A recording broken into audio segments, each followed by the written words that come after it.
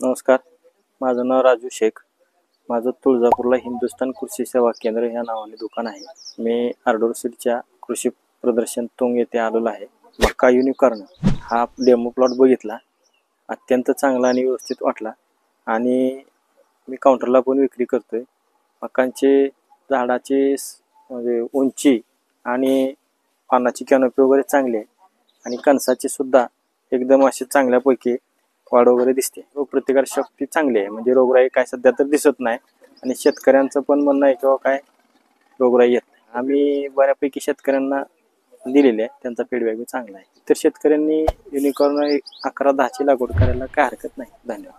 माझं नाव अनिल बाबासाहेब शिंदे, राहणार डफळापूर, तालुका जत, जिल्हा सांगली. आज येथे कृषी प्रदर्शन बघायसाठी सांगलीत इथं आलेलो आहे. या ठिकाणी युनिकॉर्न 11-10 ही मक्का आम्ही बघितली.